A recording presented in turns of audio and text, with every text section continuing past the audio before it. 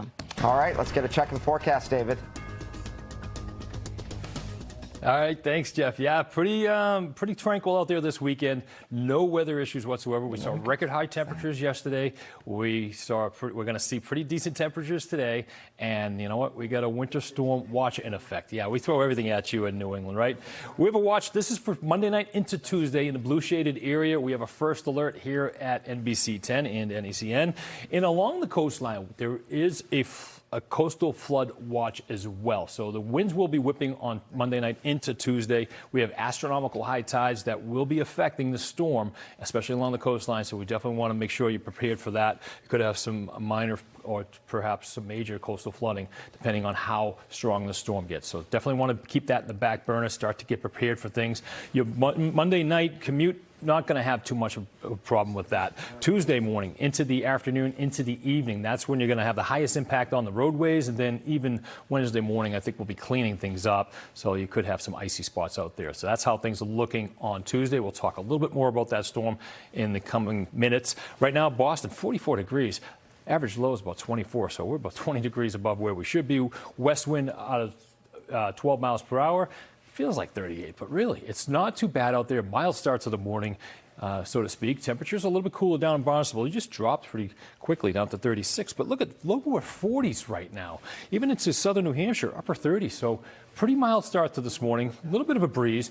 Really not too much of an impact, anywhere between 5 to 10 miles per hour, perhaps gusting up to 15, but really not an issue today.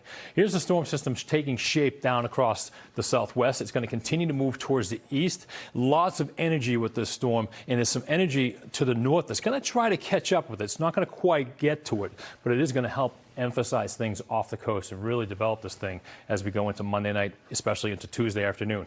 The good news about the storm, it is a fast-moving storm, so we're not expecting it to stick around and kind of rotate out here. It's just going to move quickly. So that's one thing about the storm, but it is going to pack quite a punch when it does arrive. So some clouds across the area right now, some snow showers developing across northern portions of New England this afternoon. Temperatures there in the upper 30s, pushing 50 degrees across the south. So great day for Super Bowl Sunday if you have any plans. Best chance for precipitation. Again, those snow showers across the higher terrain of northern New England. Temperatures tonight dropping into the lower 30s. A few areas above freezing. Boston in particular, 33 degrees. And over to Norwood, you're 32 degrees. Upper 20s as you head towards the north. So really not a cold night. Again, where's that cold air for the storm, right? Yeah, we'll talk about that in a second. 48 for a high tomorrow, 50 down towards the southwestern suburbs, upper 40s on Monday afternoon. So this is what's going to happen. So Monday, we'll start to see those clouds increasing during the evening. The storm system is still way to our south. As we get into Monday night into Tuesday, that storm starts to develop south of New England. Now, this cold air aloft, that's what we're depending on. So that cold air, once the storm really cranks up, that cold air settles to the ground. But temperatures are going to be just above freezing along the coastline. So we're going to have a rain-snow line there. And then that pushes off Tuesday afternoon. We have winds, temperatures dropping into the lower 30s inland along the coastline with that wind.